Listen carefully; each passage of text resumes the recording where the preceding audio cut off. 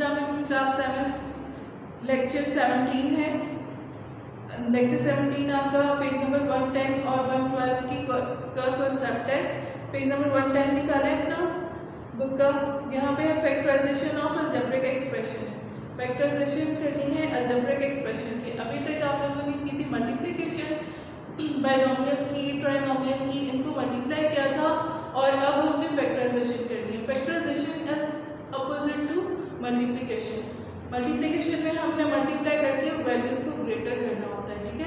ऐसे ही होता है ना, मल्टीप्लाई रिपीटेड एडिशन होता है, तो वहाँ पर हम वैल्यूज़ को इकट्ठा करते हैं, उसको कंबाइन करके वैल्यूज़ को ग्रेटर कर देते हैं। लेकिन इन फैक्टराइजेशन हमने वैल्यूज़ को स्मॉलर फॉर्म में लेकर आना होता है, ग्रेटर वैल्यू को तोड़ देना होता है इनटू पार्ट्स, ठीक है।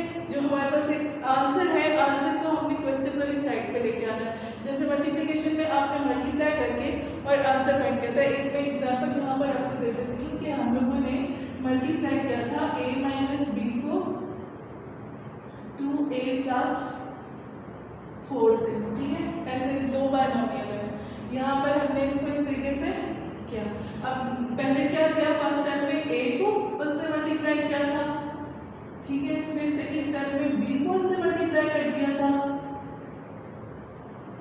इसी बाइनोमियल को पहले a से किया फर्स्ट आंसर, फिर सेकंड आंसर, ब्रदर साइन ऐसे ही करवाया था आपको। यहाँ पर क्या हो गया था 2a² प्लस 2 4 a 4a हो जाता है और यहाँ पर ये माइनस 2ab, ये प्लस माइनस 2ab और यहाँ पे प्लस माइनस 4b, ठीक है।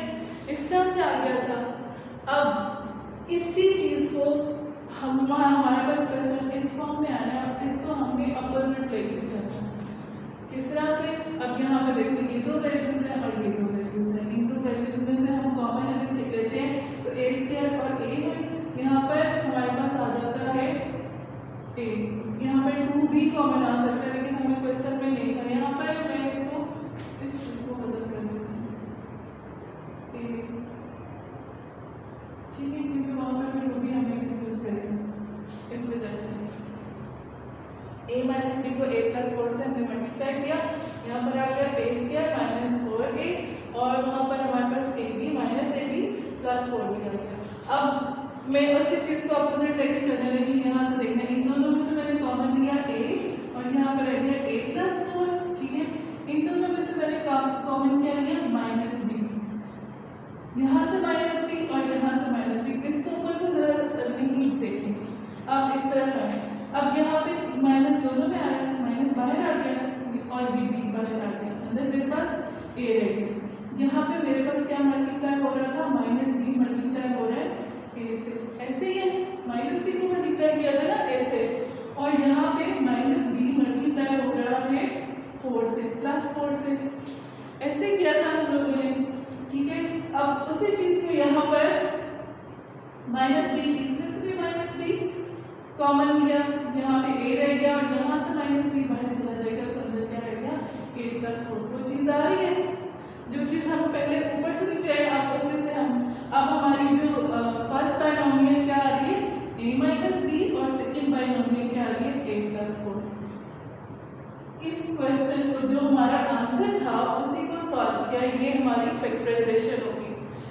प्रोडक्ट, इसको हम प्रोडक्ट बोलेंगे, ये प्रोडक्ट है, ठीक है, उसका इसका, इन दो बाइनोमियल का प्रोडक्ट है और इनके ये इस प्रोडक्ट के ये क्या हो गए, फैक्टर्स हो गए। इसको हम क्या कहेंगे, फैक्टर्स। इन दोनों को मल्टीप्लाई किया, ये हमारे पास प्रोडक्ट आ गया, प्रोडक्ट के फिर पार्ट्स करके उसको तोड़ दिया और हमारे पास उसके फैक्टर्स आ गए। समझ आएगी? एक चीज को देखो, मैंने उसको इस तरीके से करवाया कि आपको मल्टीप्लाई से समझ आ जाए। मल्टीप्लाई हम लोगों ने ये चीज आप लोग कर चुके हैं, यहाँ तक आप लोग कर चुके हैं इसको, ठीक है। अब उस प्रोसीजर से हम बैकवर्ड चल रहे हैं। हमने क्या किया, पहले उसमें से कॉमन लिए, फिर उन कॉमन्स को वहाँ पर फर्स्ट बाइनोमियल बना दिया और सेकेंड बाइनोमियल बना दिया, मल्टीप्लाई करके। फैक्टर्स वो होते हैं जिनको हम मल्टीप्लाई करते हैं तो हमारे पास जैसे नंबर्स हैं, नंबर्स को हम कहते हैं 2 3 4 6। 6 क्या कहलाता है, प्रोडक्ट कहलाता है, ठीक है। और 6 के फैक्टर्स कौन से होते हैं, ये फैक्टर्स, इनको हम मल्टीपल्स तो नहीं ना बोलते, ये क्या होते हैं, ये फैक्टर्स होते हैं, ठीक है। दोनों मल्टीप्लाई हो रहे तो वो फैक्टर्स है। फैक्टर्स कौन से, वो जो उसको एग्जैक्टली डिवाइड कर लेते हैं।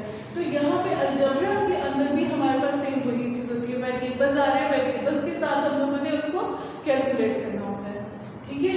ये इस तरह से। अब पेज नंबर 110 निकालें, यहाँ पर लास्ट में आपकी ये देखें 110 पेज के ये लास्ट में, ये जो लास्ट वाला पैराग्राफ है ये आपने हाईलाइट करना है, ठीक है। इसको the process of writing an algebraic expression as the product of two or more expression which divided exactly is called the factorisation.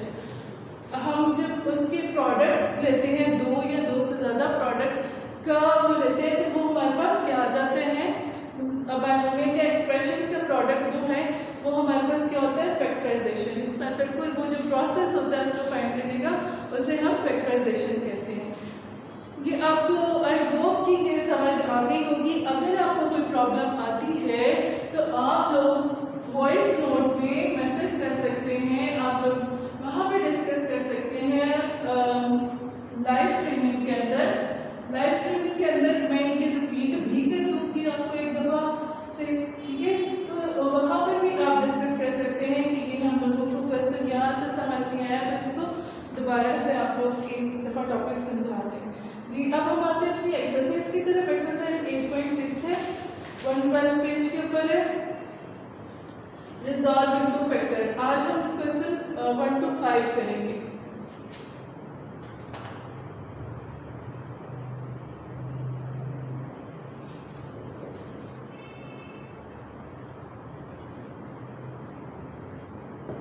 Resolve into factors है, ठीक है। अब यहाँ पे क्वेश्चन हमारे पास है 5x² माइनस 10x² अब ये क्या है, ये मेरे पास दो एक्सप्रेशंस का प्रोडक्ट है। अब मैंने वो एक्सप्रेशंस फाइंड करनी है कि वो कौन सी एक्सप्रेशन है जिनको मल्टीप्लाई करके हमारे पास ये प्रोडक्ट आया था। तो उसके लिए मैं क्या करती हूँ, मैं पहले देखती हूँ कि इन दोनों में से कॉमन कौन से आते हैं। अच्छा, अब यहाँ पर मैंने पहले क्वेश्चन को रीराइट किया, ठीक है, 10x²। अब नेक्स्ट स्टेप में मैं ये स्टेप आपको करवा रही हूँ। वैसे ये स्टेप आपकी बुक में नहीं है, लेकिन मैं आपको इसलिए करवा रही हूँ ताकि आपको कहाँ कहीं पर भी अगर कुछ थोड़ा सा भी पॉइंट नहीं समझ में आ रहा तो आपको वो समझ आ जाए। 5 की फैक्टर अगर हम बनाते हैं तो क्या आता है, 5 मल्टीप्लाई बाय 1, 5 1 से 5, ठीक है। और x² के फैक्टर x इंटू एक्स उसको तोड़ दिया, दो हिस्से कर दिया, उसके बाद यहाँ पे इसको इकट्ठा किया हुआ था, मैंने उनको तोड़ दिया, इंटू वाई मतलब उसके हिस्से कर दिए, x और y। x के अंदर वापस x 2 दफ़ा आ रहा है और 1 y आ रहा है। अब यहाँ पर 5 2 से 10, 5 के तोड़ दिया, 5 को 10 को दो हिस्सों में कर दिया, उसको 5 और 2, 5 2 से 10 x into y into y. ये डॉट्स का मतलब मल्टीप्लाई हो रहा है, ठीक है। यहाँ पर कोई साइन तो वहाँ पर मैं मल्टीप्लाई, यहाँ पर अगर मैं यहाँ पर डॉट लगाती हूँ तो आप इसको 5.2 समझ लोगे, इसलिए मैंने यहाँ पर मल्टीप्लाई का साइन लगाया। अब यहाँ पे ये क्या है, 2.x तो होता नहीं है, तो यहाँ पर हम इसको 2 इसके साथ मल्टीप्लाई हो रहा है, ये सारा मैंने क्या किया, उन सबके हिस्से कर दिया, उन सबको तोड़ दिया, ग्रेटर नंबर को मैंने छोटे छोटे पार्ट्स में कर दिया, ठीक है।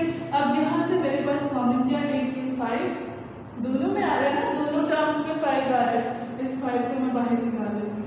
उसके बाद ये x भी आ रहा है दोनों टर्म्स में और ये y भी दोनों टर्म्स में, तो ये x और y क्योंकि मल्टीप्लाई हो रहे हैं इसलिए मैं यहाँ पे इकट्ठा लिखूँगी 5x², ये सारे एक मल्टीप्लाई हो रहे हैं, तो ये हमने यहाँ से बाहर निकाल दिया, कॉमन निकाल लिया।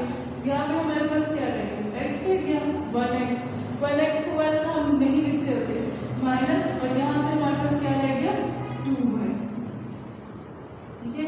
ये हमारा आंसर हो गया, क्योंकि इससे आगे और हो नहीं सकता, ये यहीं तक होगा, तो ये यहाँ पर हमारा आंसर हो गया, ठीक है। इसकी आई होप कि आपको अच्छी तरह से समझ आ गई होगी। नेक्स्ट क्वेश्चन नंबर 2 करते हैं। क्वेश्चन नंबर 2 में हमारे पास है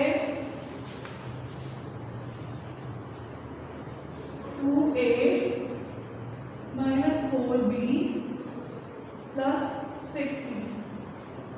सोल्यूशन स्टार्ट करते हैं। तो इसे तो रीराइट किया 2a minus 4b plus 6c। इसी तरह से यहाँ पर भी मैं इसके फैक्टर्स बना लेती हूँ। 2 1 ज़ा 2, ठीक है, इंटू a मल्टीप्लाई बाय 8, 2 2 ज़ा 4, 2 multiply by 2 multiply by b plus 2 3 ज़ा 6 इंटू c, ठीक है। नेक्स्ट स्टेप में अब हमने कॉमन लेना है सब में से। a b से अल्फाबेट्स तो कोई भी कॉमन नहीं आ रहा, सारे डिफरेंट है।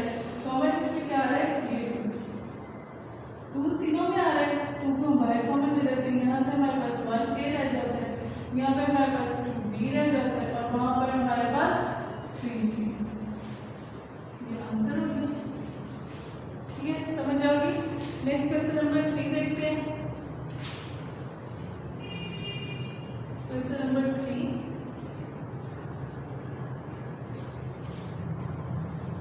क्वेश्चन नंबर 3 में मैं उसके पार्ट्स नहीं करती हूँ, आपको इस तरीके से कि हम माइंड में खुद अपने उसके पार्ट्स जो हैं वो कर लेते हैं। थर्ड है 9x4 plus 6y square plus 3, ठीक है। ये हो जाता है, यहाँ पे इसका सोल्यूशन करते हैं 9x4 plus 6y square plus 3।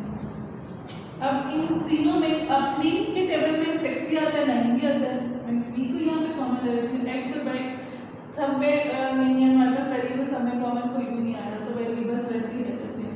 यहाँ से 3 हमने बाहर लिया तो 3 3 से 9 होता है, ठीक है, वो 3 आ गया। x4 उसी तरह से आ जाता है। 3 के टेबल में 6 कहाँ पर आता है, 2 सा स्क्वायर, और 3 के टेबल में 1 3 कहाँ पर आता है, 3 1 सा। ये इसका आंसर हो गया, बस इतना सा, ठीक है, समझ आ गया। वो स्टेप इसलिए आपको करवाया है कि जहाँ पर जिनको कंफ्यूजन होती है उनके लिए कि वो इस तरह से, ऐसे अगर आपको समझ आती है आप ऐसे कर सकते हैं, और अगर नहीं तो आप इसके भी यहाँ पर फैक्टर्स बना लो, जैसे मैंने वहाँ पर बनाए थे, और उसको सॉल्व कर लेंगे, ठीक है। नेक्स्ट क्वेश्चन नंबर 4,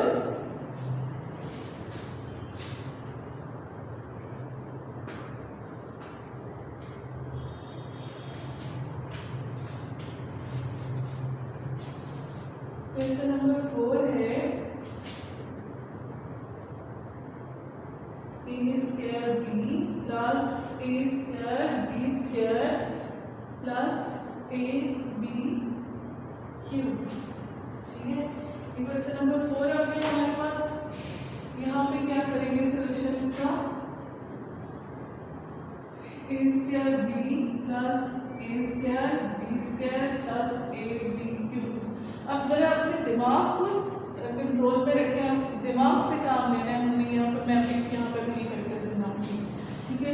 यहाँ पर अब मैं देखती हूँ कि मेरे पास कॉमन क्या चीज़ आ रही है, a स्क्वायर और ये a, तीनों में a आ रहा है स्क्वायर। अब 2 में स्क्वायर था तो थर्ड में नहीं है, इस वजह से मैं सिर्फ यहाँ पर क्या लूँगी कॉमन, a लूँगी। अब यहाँ पे b और b, a b दोनों कॉमन आ गए, ठीक है। यहाँ से a b बाहर चला गया तो हमारे पास अंदर सिर्फ a रह जाएगा। स्क्वायर में है ना, तो 1 बाहर आ गया तो 1 अंदर चला गया, ठीक है, b भी बाहर चला गया। यहाँ से a स्क्वायर b स्क्वायर है, a b बाहर आ गया तो a b यहाँ पर आ गया।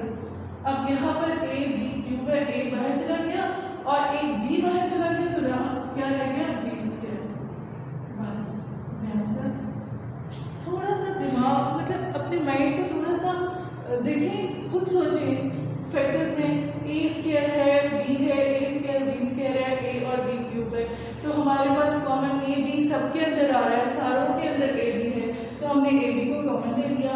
वहाँ से जहाँ से a b कॉमन लिया, स्क्वायर था, a आ गया, यहाँ से a b दोनों ही बाहर चले गए, सिंगल a b आ गया, और यहाँ से a बाहर चला गया, b स्क्वायर आ गया, b एक बाहर आ गया और एक 2 अंदर आ गया, ठीक है।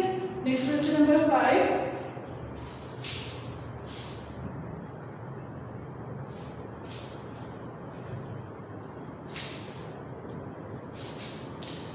जी क्वेश्चन नंबर 5 है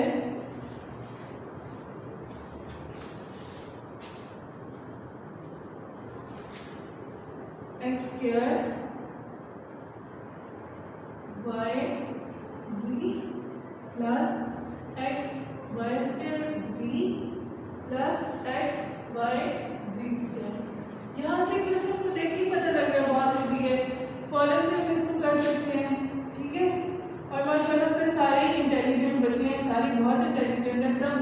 इसको बड़े आराम से कर सकते हैं।